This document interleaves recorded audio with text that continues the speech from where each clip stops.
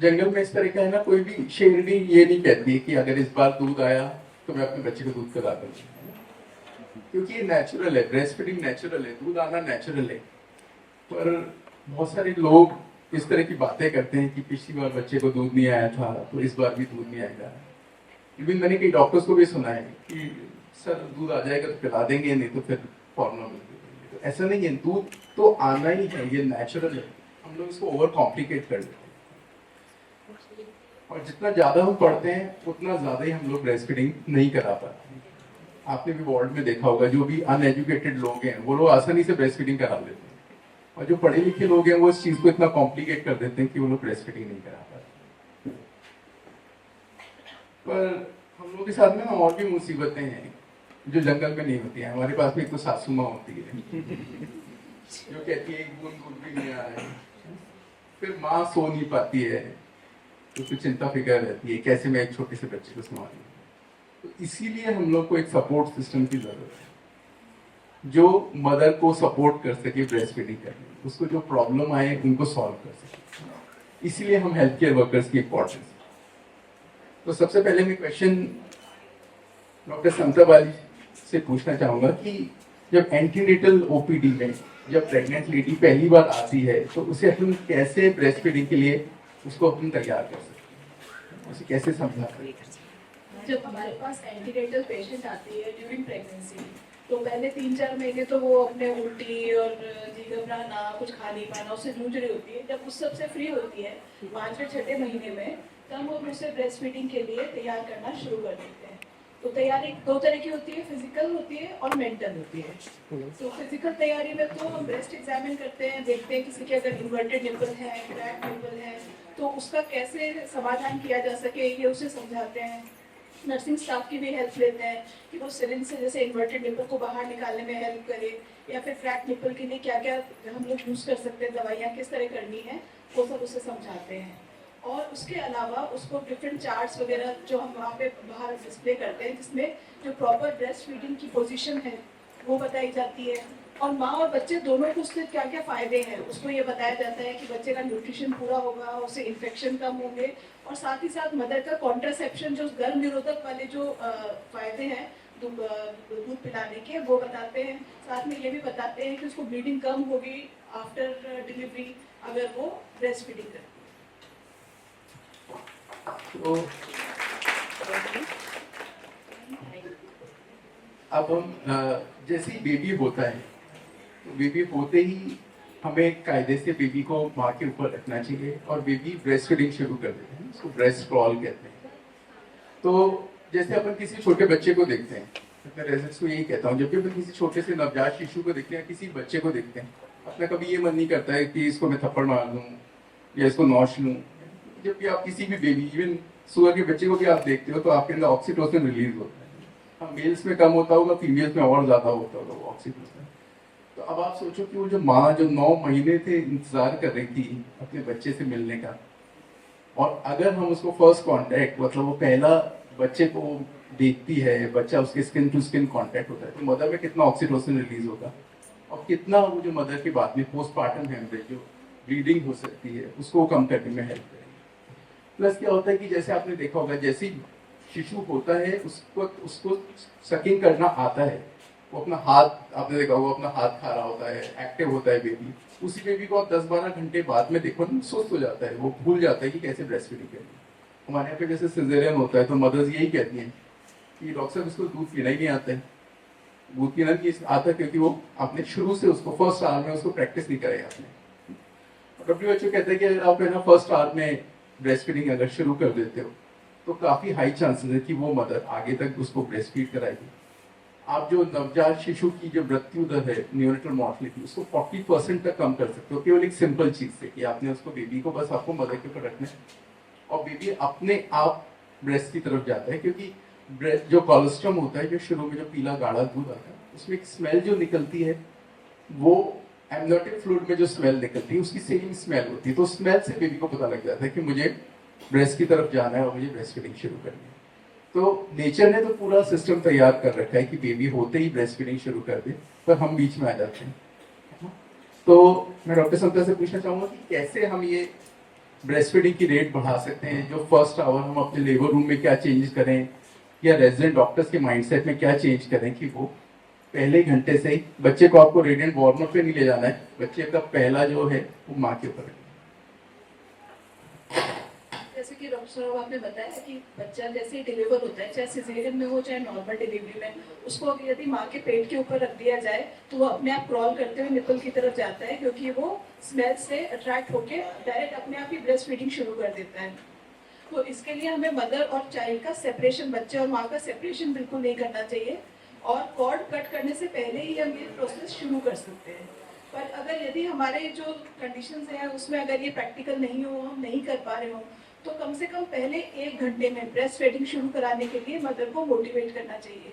इसके लिए एक तो ये नहीं कि रिश्तेदार बच्चे को लेके बाहर घूम रहे हैं या वहाँ जा रहे हैं, तो बच्चे और माँ को साथ रहने दें, जिससे माँ में ऑक्सीटोसिन सिक्रीट होगा। ऑक्सीटोसिन एक हार्मोन होता है जिससे क्या होता है कि ब्रेस्ट से मिल्क नीचे की तरफ रिलीज होता है और बच्चे को उसको पीने में और उसको सकल करने में बहुत आसानी रहती है। और यही जो हार्मोन होता है ये मदर को कॉन्स्टिपेशन से भी बचाता है, यानी कब्जी से, और साथ ही जो यूट्रस होता है बच्चेदानी, उसको भी जल्दी से सिकुड़ने में मदद करता है, जिससे कि माँ को बाद में ब्लीडिंग और इन्फेक्शन वगैरह की कॉम्प्लिकेशन भी कम होती है। तो सिजेरियन के बाद 2 घंटे के अंदर अंदर और नॉर्मल डिलीवरी के बाद 1 घंटे के अंदर बच्चे को माँ के साथ रखें और ब्रेस्ट फीडिंग शुरू कराने में मदद करनी चाहिए। थैंक यू डॉक्टर संता। अब बेबी हो गया, अब अगर बेबी प्री मैच्योर है, वो एनआईसीयू में अगर चला जाता है, तो हम कैसे इंश्योर करते हैं कि उसको शुरू से वो माँ का दूध दे पाए? तो इसलिए मैं डॉक्टर मधुमाता मैम से पूछना चाहूँगी कि हम क्या सिस्टम है कि हम एनआईसीयू के अंदर अर्ली फीडिंग कैसे शुरू करते हैं?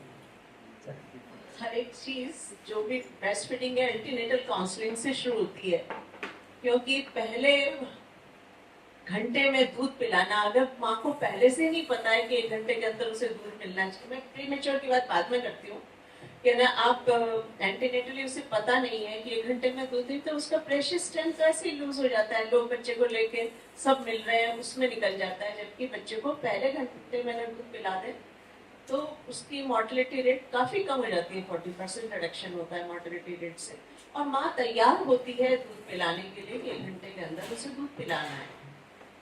दूसरी बात है कि हमें प्री मेच्योर बच्चा हुआ है क्या करना चाहिए। हालांकि कईयों को माँ को पहले पता होता है शायद प्री मेच्योर डिलीवरी हो रही है, अगर उसको बताया जाए कि उसे आगे क्या करना है। हमें इसके अलावा पोस्ट नेटल काउंसलिंग भी हमें करनी होगी कि चाहे बच्चे को, अगर प्रीमेच्योर बच्चा ऐसी स्थिति में है कि उसको हम दूध नहीं दे पा रहे हैं शुरू में, तो भी माँ को अपना दूध एक्सप्रेस करना है। अगर इन्फेक्शन रेट कम होती है और कोशिश की जाती है कि माँ का अपना दूध पिया जाए, उसके लिए हम माँ को भी मोटिवेट करते हैं, साथ में KMC कंगारू मदर केयर भी, स्किन टू स्किन कॉन्टैक्ट उसको अंदर। दूसरा आजकल हम एक नया कंसेप्ट लेके आए MNIC, जो प्री टर्म बच्चों के लिए तो बहुत इम्पोर्टेंट है। मदर NIC वो कई जगह तो बन चुकी है, हो सकता है हमारे यहाँ भी हो, आगे डेवलप हो, जहाँ एक साइड मदर हो और एक साइड बेबीज हो, तो मदर का बेबी से कांटेक्ट ना छूटे। और उसमें अगर हम उसमें जल्दी से जल्दी अगर बेबी को फीडिंग चालू करते हैं तो उसमें इन्फेक्शन होने के, इवन आपने सुना होगा नेफ्रोटाइसिस एंटेरोकोलाइटिस हो गई न्यूबॉर्न को, उसके चांसेस, डायरिया के, निमोनिया के चांसेस बहुत कम हो जाते हैं। तो हमें प्री टर्म में एज सून एज, अगर किसी कारण से मदर का फीड नहीं भी आ रहा है तो हम बहुत लकी लोग हैं, हमारे पास ह्यूमन मिल्क बैंक है, तो हम मिल्क बैंक से उनको डोनर मिल्क भी दे सकते हैं, जिससे कि बच्चे को वो सब तत्व मिल जाते हैं जिससे उसकी इम्यूनिटी बढ़े, उसको कोई इन्फेक्शन ना लगे, उसकी आंतों की जो कुछ चीज़ें ज़रूरी हैं आंतों में इन्फेक्शन रोकने के लिए, वो सब उसे मिल सके।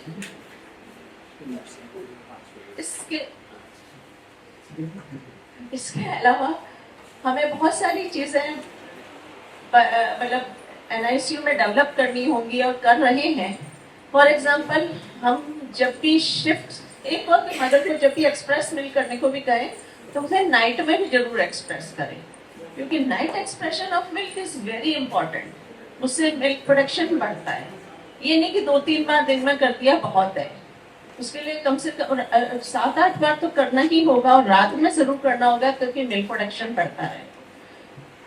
दूसरी बात ये कि हमें कुछ ऐसे प्रोटोकॉल बनाने होंगे कि जब भी शिफ्ट चेंज होती है, नर्सिंग स्टाफ एक दूसरे को हैंड ओवर करता है चार्जेस, तो वो इंश्योर करे हर बच्चे पे कि इसको मदर मिल्क मिल रहा है या नहीं मिल रहा, और नहीं मिल रहा तो क्यों नहीं मिल रहा, तो हम उस चीज़ों को इम्प्रूव करें। डॉक्टर्स भी अपने राउंड पे और रेजिडेंट डॉक्टर्स भी अपने नोट्स में हमेशा लिखें कि कौन सा मिल्क मिल रहा है, क्यों नहीं मिल पा रहा है मदर मिल्क या डोनर मिल्क या ह्यूमन मिल्क, ताकि ये चीज़ें हम इम्प्रूव कर सकें। और हम फैकल्टी भी अपने राउंड पे बार बार इंश्योर करें, इवन फॉलोअप्स पे इंश्योर करें। और दूसरी बात जो मैं आगे इंट्रोड्यूस करना चाहूँगी कि जिस नर्सिंग स्टाफ के ड्यूटी में मैक्सिमम एक्सक्लूसिव मदर मिल्क जा रहा हो, कुछ बेबीज को उनको रिवार्ड किया जाए। तो और नेचुरली कंगारू मदर केयर तो हमें इंट्रोड्यूस हमेशा जल्दी से जल्दी, जैसे ही बच्चा मेडिकली फिजिबल हो, मेडिकली पॉसिबल हो, उसको कंगारू मदर केयर, जैसे अभी आपने बताया स्किन टू स्किन केयर से ब्रेस्ट मिल्क बढ़ेगा और भी कई फायदे होंगे बच्चे को, तो उसका टेम्परेचर स्टेबल रहेगा, उसका मेंटल डेवलपमेंट बेटर होगा, मदर के लिए भी ये चीज़ें बहुत फायदेमंद हैं, उसको भी साइकोलॉजिकल प्रॉब्लम्स कम होगी। तो जैसा कि मैम ने बताया कि मदर्स ओन मिल्क, जो माँ का दूध है वो बच्चे के लिए सबसे अच्छा है। जो माँ प्रीटर्म बेबी डिलीवर कर रही है उसके मिल्क में कैलोरीज ज़्यादा है, प्रोटीन ज़्यादा है, सोडियम ज़्यादा है, जो प्रीटर्म बेबी के लिए ज़्यादा ज़रूरी है। तो इसलिए मदर्स ओन मिल्क होना चाहिए, पर अगर मदर्स ओन मिल्क नहीं है तो फिर हम मिल्क बैंक से ले सकते हैं। महात्मा गांधी में मिल्क बैंक है, महात्मा गांधी मिल्क बैंक है, और हम लोग उसमें पेस्चराइज करके डोनर ह्यूमन मिल्क देते हैं। अब मैं नेक्स्ट क्वेश्चन, जो हमारे लैक्टेशन कंसल्टेंट आई हैं मैम, उनसे मैं पूछना चाहूँगा कि उन्हें, वो देखती रहती हैं इस तरह की मदर्स को, तो उन्हें क्या प्रॉब्लम आती है, मोस्ट कॉमन जो प्रॉब्लम्स आती हैं मदर्स को लैचिंग में, पोजिशनिंग में, वो क्या प्रॉब्लम्स? तो एक्चुअली अगर ब्रेस्ट फीडिंग में कुछ भी सही नहीं होता है तो सबसे पहले हम सप्लाई को ब्लेम कर देते हैं। सब यही बोलेंगे अरे दूध नहीं है, बच्चा भूखा रह रहा है, इसलिए ऊपर का दूध दो। तो कुछ भी प्रॉब्लम हो हम सबसे पहले सप्लाई को ही ब्लेम करते हैं, but 90% of the time problem होती है लैचिंग पोजिशनिंग की, मतलब बच्चा दूध ले कैसे रहा है। तो इस पार्ट के दो पहलू है कि माँ कितना दूध बना रही है और बच्चा कितना दूध ले पा रहा है, और हमेशा हमारा फोकस इसी पे रहता है कि माँ का दूध बढ़ाओ, माँ को खाना खिलाओ, माँ को दवाइयाँ दो, सारा फोकस उस पे रहता है। कोई कहीं भी नहीं ये जानने की कोशिश करता कि बच्चा ले भी पा रहा है या नहीं। तो जो पोजिशनिंग और लैचिंग है वो बहुत इंपॉर्टेंट रोल प्ले करता है, जो हमें माँ को पहले एंटीनेटली भी हम मॉडल से सिखाते हैं, और बच्चा होने के बाद भी जब तक वो हॉस्पिटल में है हमारी कोशिश ये रहती है कि यही ब्रेस्ट फीडिंग एस्टैब्लिश कर दे, उनको अच्छे से सिखाए कि फीड कराना कैसे। दूसरी चीज जो वो हर बार सुनती है वो ये है कि दर्द तो होगा ही, माँ बने हो तो दर्द तो सहन करना ही पड़ेगा, पर ये बिल्कुल गलत है। ब्रेस्ट फीडिंग का कोई भी पार्ट पेनफुल नहीं है। तो वो 2-2, 3-3 दिन तक दर्द में पिलाती रहती है कि ये तो होगा ही, और फिर उनके निपल्स इतने डैमेज हो जाते हैं कि एक ट्रॉमेटाइजिंग एक्सपीरियंस बन जाता है। तो या तो वो थक हार के छोड़ देती है, या फिर वो उसमें पिलाती रहती है, और महीनों बाद शायद हेल्प के आए जब वो बिल्कुल इतना डैमेज हो जाता है कि हमें उसको ब्रेक देना ही पड़ता है। तो 90% ऑफ द प्रॉब्लम जो ब्रेस्ट फीडिंग रिलेटेड बिगनिंग में होती है वो इसलिए होती है क्योंकि हमें दूध पिलाना नहीं आता। और जैसे सर ने बताया, क्योंकि मेडिकल इंटरवेंशन बढ़ते जा रहे हैं तो ये प्रोसेस इतना नेचुरल नहीं रहा जैसे पहले था, और क्योंकि हम पहले घंटे में दूध नहीं पिला पा रहे या किसी भी रीजन से बच्चा NICU में है, तो ये दिक्कतें और बढ़ती जा रही हैं। तो अगर हमें सबसे इम्पोर्टेंट फोकस जो हमारा रहता है जब माँ हमारे पास हॉस्पिटल में रहती है, वो है एक, उनको सिखाना कि पिलाना कैसे है, दूसरा ये सीखना कि सही क्यों क्या है, जानने के लिए कि बच्चे का पेट भर रहा है या नहीं भर रहा है। क्योंकि ये दूसरी चीज की दिक्कत है, कोई बच्चे का पेट दबा के बोलता है कि अरे पेट खाली है, कोई ये बोलेगा कि अरे तुम्हारा लीकिंग नहीं हो रहा है इसलिए दूध नहीं बन रहा है। तो अगर उनको ये जानना जरूरी है कि सही क्यूज क्या है, सही पैरामीटर्स क्या है, ये जानने के लिए कि बच्चे का पेट भर रहा है या नहीं भर रहा, जिससे वो डर के कारण फॉर्मूला ना दे, डर के कारण दूसरा दूध ना दे, क्योंकि प्रॉब्लम थी नहीं, बट अगर उनकी डिपेंडेंसी फॉर्मूला पे बढ़ती गई तो प्रॉब्लम बन जाएगी। तो इसीलिए हम ये चाहते हैं कि माँ को हम एम्पावर करें सही नॉलेज से, सही टूल्स से, जिससे वो कंफ्यूज ना हो। एंड एज अ टीम हम सेम ही लैंग्वेज बोले, क्योंकि जनरली डॉक्टर्स कुछ बोलते हैं, नर्सेस कुछ बोलते हैं, स्टाफ आके कुछ बोलता है, तो बाय द टाइम उनका घर जाने का टाइम होता है वो कंफ्यूज हो जाते हैं। तो अगर हम एक ही भाषा सब बोले तो वो 3 दिन में बिल्कुल प्रिपेयर हो जाती है और एटलीस्ट ब्रेस्ट फीडिंग रिलेटेड उनको कोई दिक्कत नहीं आएगी। तो आरती बहुत अच्छी बात बताई कि हम लोग को सेम लैंग्वेज बोलनी, एक ही भाषा होनी चाहिए। ऐसा नहीं कि सिस्टर कुछ और बोल रही है, कोई और आ गया तो वो कुछ और बातें कर रहा है, तो उससे माँ कंफ्यूज हो जाती है। और वो जो टाइम है वो एक बहुत ही क्रिटिकल टाइम है। माँ उस वक्त उसके हार्मोन्स भी लो होते हैं, वो सेंसिटिव भी होती है, उसे समझ में नहीं आ रहा होता कि इतने छोटे बच्चे को गोदी में कैसे लेंगे, कैसे संभालेंगे। जैसे मैंने भी एमडी से पहले कभी किसी न्यूबॉर्न को गोदी में नहीं लिया था, कोई देता ही नहीं था, किसी को इतना भरोसा ही नहीं था मुझ पर। अपन सभी मतलब कोई भी न्यूबॉर्न को अपना ऐसे गोदी में नहीं लेते हैं, है ना। तो अपन को बहुत डर लगता है जब पहली बार माँ बनते हैं। तो एक तो डर है, आपके इमोशंस भी इतने हाई हैं, आप लो फील कर रहे हो। और उस टाइम पे अगर कोई सिस्टर कहती है, बहुत सी सिस्टर्स बिल्कुल ब्रेस्ट को दबा के प्रेस करके कहती हैं, डॉक्टर साहब इसको तो एक बूंद भी दूध नहीं आ रहा है। तो एक बूंद दूध, शुरुआत में दूध आने की अपन अपेक्षा भी नहीं कर रहे हैं। शुरू में जो काढ़ा पीला दूध आ रहा है, जो कोलेस्ट्रॉल है ना, वो मुश्किल से 30-40 ml आता है पूरे दिन में। वही हमारी एक्सपेक्टेशन है। अब वो क्यों है, भगवान ने ऐसा क्यों कर दिया? अगर अभी हम जंगल में गुफा में बैठे हुए होते और दूध इतना कम आ रहा होता और पापा बाहर जाते और पापा को शेर खा जाता बाहर, तो गड़बड़ हो जाती। भगवान ने ये सिस्टम कर रखा है कि शुरू में दूध कम आएगा, शुरू के 3 दिन कम आएगा दूध। क्योंकि किसी भी आप छोटे से नवजात शिशु को देखो, शुरू में जब होते हैं तो वो गोलू गोलू से लगते हैं, आपको आंखें सूजी हुई लगती हैं, क्योंकि उनके शरीर में पानी की मात्रा अधिक है।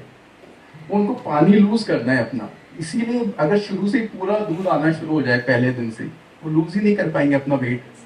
इसीलिए भगवान ने सिस्टम कर रखा है कि शुरू में दूध कम आएगा, पर माँ बार बार जब कोशिश करेगी, जब वो सकल करेगा बेबी, तब हार्मोन रिलीज होगा और तब मिल्क आना शुरू। तो अब हम जो हमारे क्लिनिकल साइकोलॉजिस्ट हैं महक, उनसे पूछते हैं कि जब मदर लो फील कर रही हो तो हम उन्हें किस तरह से सपोर्ट कर सकते हैं। सो अभी जैसे सर ने बताया कि माँ बनना जितना ही माँ के लिए बहुत ही खुशी का समय है, पर इट्स लाइफ चेंजिंग ना। मतलब रूटीन चेंज हो रहा है, स्लीप रूटीन चेंज हो रहा है, मिल्क सप्लाई का अभी बात ही हम कर रहे थे कि शुरू में कम दूध आता है, तो जिस माँ को इस बारे में जानकारी नहीं है उन्हें बहुत ही गिल्ट फील हो सकता है कि मैं क्यों अपने बच्चे को ढंग से नहीं खिला पा रही। और माँ हर चीज़ को खुद पे लेती है कि मेरी वजह से बच्चे का वजन कम हो रहा है, या मैं ढंग से दूध नहीं पिला रही, या बच्चा अगर बार बार क्लस्टर फीड कर रहा है, थोड़ी थोड़ी देर में दूध चाहिए, तो उससे फ्रस्ट्रेशंस भी आ सकते हैं। आसपास के लोगों का प्रेशर, घर वालों का ब्रेस्ट फीडिंग को लेकर प्रेशर होता है कि ठीक से नहीं पिलाया, या बच्चे ने ढंग से दूध नहीं पिया और पिलाओ, या कई तरह के कमेंट्स, प्रेशर उस तरीके के। या मदर ऐसा भी फील कर सकती है कि वो बच्चे से बॉन्ड नहीं कर पा रही है, या बच्चे ने मान लो ब्रेस्ट रिजेक्ट किया, जो कि एक नॉर्मल प्रोसेस से माँ गुजर रही है, लेकिन वो समझ नहीं पा रही है कि ये क्यों हो रहा है, ये कैसे हो रहा है। उस समय मदर को काफ़ी चिड़चिड़ापन, उदासी, गुस्सा, निराशा, ये सब महसूस हो सकती है। कुछ हद तक ये एक नॉर्मल फेज है। अगर ये 1-2 हफ्ते में रिजॉल्व हो जाता है, तो 2 हफ्ते से ज़्यादा हो रहा है और ज़्यादा सिम्टम्स आ रहे हैं कि अवॉइड कर रही है मदर ब्रेस्ट फीडिंग कराना, या फिर बिल्कुल बात नहीं कर रही है, अवॉइड कर रही है, मन में काफ़ी उदासी है, नींद बिल्कुल नहीं आ रही है, 2 हफ्ते तक ये बढ़ता जाता है, तो दिस इज़ एन इंडिकेशन कि शायद मदर को पोस्टमार्टम डिप्रेशन की बीमारी हो रही है, जो विदिन बच्चे के आने के बाद 6 महीने के अंदर अंदर इस तरीके के सिम्टम्स अगर मदर में आ रहे हैं, that's indication of postmortem depression. और ये बहुत सिवियर भी हो सकता है, कभी कभी ये अपने आप रिजॉल्व भी हो जाता है। इनफैक्ट ब्रेस्ट फीडिंग अगर प्रॉपरली अच्छे सक्सेसफुली मदद कर पा रही है, दैट उससे चांसेस कम हो जाते हैं पोस्टमार्टम डिप्रेशन के, because of course oxytocin release हो रहा है, और मदर अच्छे से बॉन्ड कर पा रही है अपने बेबी के साथ, और उसका आत्मविश्वास भी बढ़ रहा है कि वो अपनी बच्चे की केयर कर पा रही है, तो उससे ये दिक्कत, मानसिक दिक्कत होने की चांसेस कम भी होती हैं। पर अगर ब्रेस्ट फीडिंग में प्रॉब्लम्स आ रही हैं और दूसरे जो मदरहुड से माँ बनने के बाद जो चेंजेस आते हैं उससे माँ अभी स्ट्रगल कर रही हैं, तो उनको इस तरीके की दिक्कत, घबराहट की दिक्कत, ये सब आ सकती है।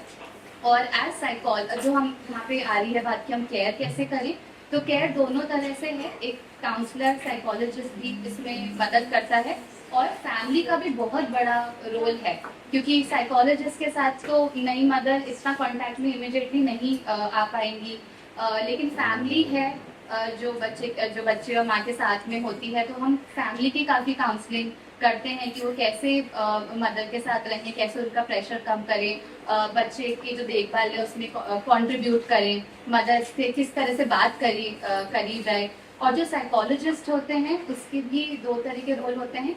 एक तो हमारे पास वैलिडेटेड टूल्स हैं, कुछ ऐसे टेस्ट हैं जो मदर के बच्चा हो जाने के बाद हम कर सकते हैं हर महीना, टू चेक कि कहीं उनको इस तरह की पोस्टपार्टम डिप्रेशन की बीमारी तो नहीं हो रही है, और उनका ब्रेस्ट फीडिंग भी वो कितना कॉन्फिडेंटली कर पा रहे हैं उसके भी टेस्ट्स हैं। और ये बहुत शॉर्ट टेस्ट हैं, 5-5 मिनट में हो जाने वाले। साइकोलॉजिस्ट से पहले जो पीडियाट्रिशियन है या दूसरे हेल्थ स्पेशलिस्ट हैं वो भी ये चेकलिस्ट लगा के देख सकते हैं कि कहीं ये मदर एट रिस्क तो नहीं है to develop these kind of problems, and उनको अगर लगता है कि एट रिस्क है तो एक काउंसलर के पास वो उस मदर को रेफर कर सकते हैं। और हमारे पास ऐसी शॉर्ट ब्रीफ काउंसलिंग टेक्निक्स है जो कि मदर की ओवर थिंकिंग, उनका डिस्ट्रेस मैनेजमेंट, रिलैक्सेशन, उनके नेगेटिव थिंकिंग और मूड इश्यूज को लेके हम वो केटर करते हैं, जो कि स्पेशली डिजाइंड हैं न्यू मदर्स के लिए। तो वो टूल्स भी साइकोलॉजिस्ट के पास हैं, इस तरह से साइकोलॉजिस्ट हेल्प कर सकते हैं। तो that is how. Thank you ma'am. तो मैं ने बताया कि मेंटल हेल्थ बहुत इंपॉर्टेंट है, और मेंटल हेल्थ के साथ में ना मदर की डाइट भी काफ़ी इंपॉर्टेंट है। हम देखते हैं वार्ड के अंदर जो मदर होती हैं या तो दलिया पे होती हैं या दाल होती है, बिना नमक मिर्च की उनको खाना खिलाया जा रहा होता है, सेम सा खाना खिलाया जा रहा होता है ना, मदर को डिस्ट्रेस भी हो रहा होता है। तो अब हम हमारी जो डाइटिशियन है आयुषी, उनसे पूछते हैं कि मदर, एक लैक्टेटिंग मदर को हम लोग को क्या क्या खाने में देना चाहिए, कैसे खिलाना चाहिए। देखिए, मदर के लिए न्यूट्रिशन बहुत ज़्यादा, जितना बच्चे के लिए न्यूट्रिशन इम्पोर्टेंट है उतना मदर के लिए सबसे ज़्यादा इम्पोर्टेंट है, क्योंकि बच्चा जो है माँ के दूध पर ही डिपेंडेंट होता है। अगर माँ अच्छे से न्यूट्रिशन नहीं लेगी तो माँ के सेहत के साथ साथ बच्चे के मानसिक और शारीरिक विकास पर सबसे ज़्यादा असर पड़ता है। तो जो माँ न्यूट्रिशन, जो भी आहार लेती है, तो उसका जो प्रभाव है उसकी दूध की गुणवत्ता पर मतलब दूध की गुणवत्ता पर असर होता है। अगर माँ अच्छा न्यूट्रिशन लेगी तो उसके दूध में आयरन, कैल्शियम, विटामिन, प्रोटीन, इन सब की न्यूट्रिशन अच्छी मात्रा में मिलेगा, जिससे बच्चे की रोग प्रतिरोधक क्षमता को बढ़ाता है। उसके अलावा जैसे माँ न्यूट्रिशन लेती है तो मतलब फीडिंग कराती है तो उस टाइम काफ़ी चिड़चिड़ापन, थकान, कमजोरी ज़्यादा महसूस करती है, तो उसके लिए मदर को आयरन, मतलब अच्छी मात्रा में 500 कैलोरी एक्स्ट्रा लेनी चाहिए, मतलब जितना खा रहे हैं उससे एक्स्ट्रा 500 कैलोरीज एक्स्ट्रा लेनी चाहिए। और उसके अलावा ऐसे खाने में आयरन, कैल्शियम, विटामिन, मिनरल्स ये सारी इंक्लूड करनी चाहिए। जैसे खाने में आयरन और कैल्शियम के लिए, आयरन के लिए हरी पत्तेदार सब्जियां हैं, सभी तरीके की दालें हैं, ये सब इंक्लूड करना चाहिए। उसके अलावा दूध और दूध से बनी चीज़ें हैं, जितना प्रोटीन मिलता है उनमें सबसे ज़्यादा, दालों में सबसे ज़्यादा प्रोटीन की मात्रा पाई जाती है। और उसके अलावा जैसे दूध, किसी के प्रॉब्लम होती है कि दूध नहीं बन पाता है, दूध नहीं आता है, तो उसके लिए आप जीरा, अजवाइन और सौंफ का पानी जैसे गर्म करके आप पियोगे तो उसकी उतनी अच्छी मात्रा आपकी दूध की गुणवत्ता पर अच्छा असर पड़ता है।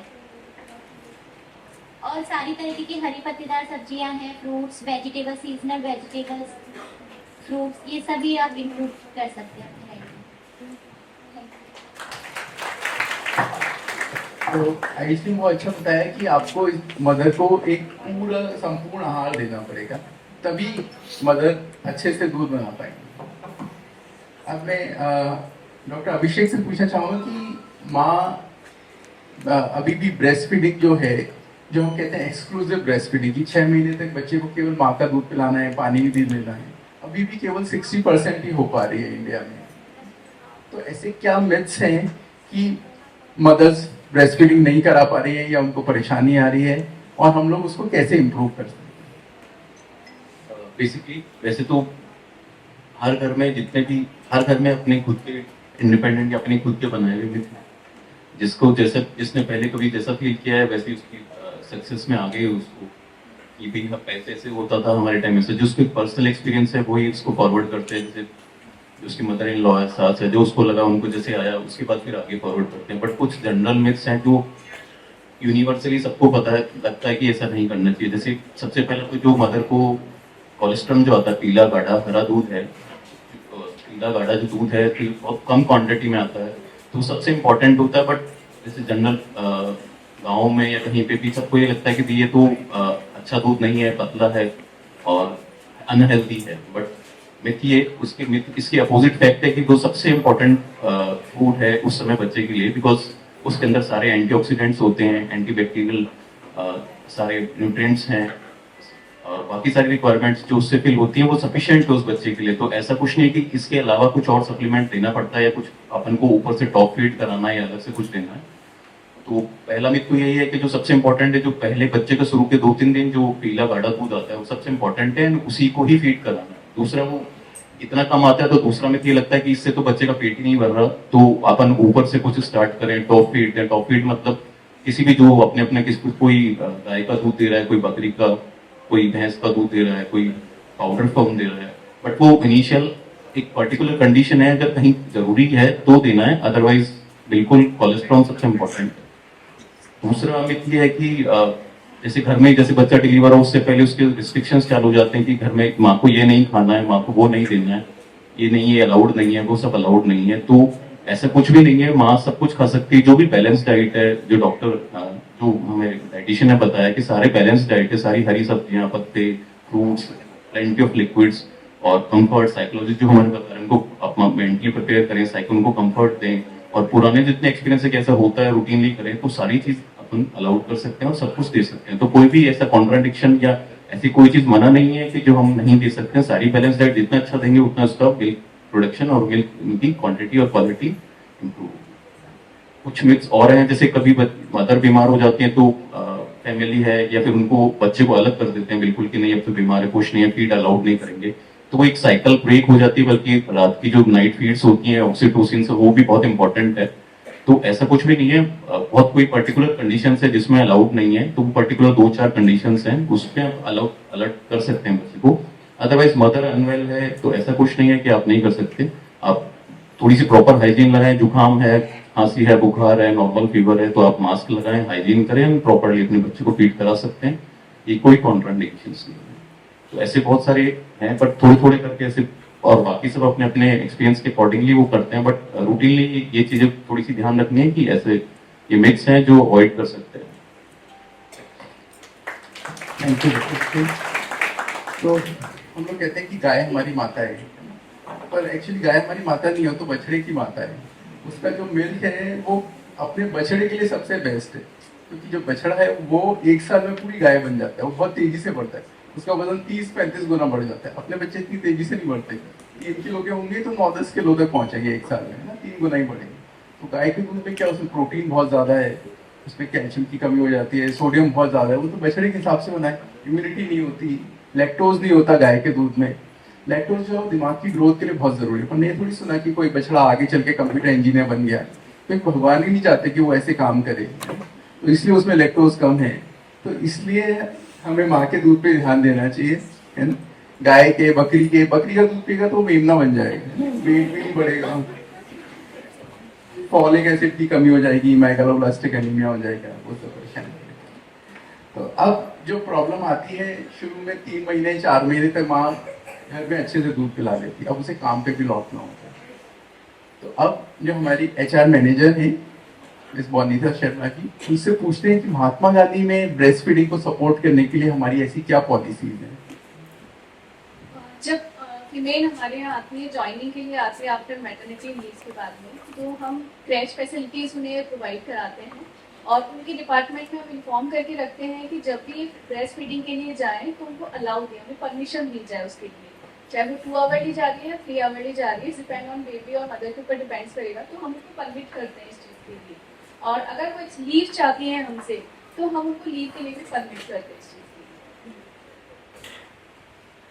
तो वनिता ये बहुत अच्छा बताया कि यहाँ पे क्रैच भी है महात्मा गांधी में और हमारे यहाँ मिल्क बैंक भी है। मिल्क बैंक में भी मदर बीच में अपना मिल्क निकाल सकती हैं, स्टोर कर सकती हैं और वो अपने बच्चे को दे सकती हैं।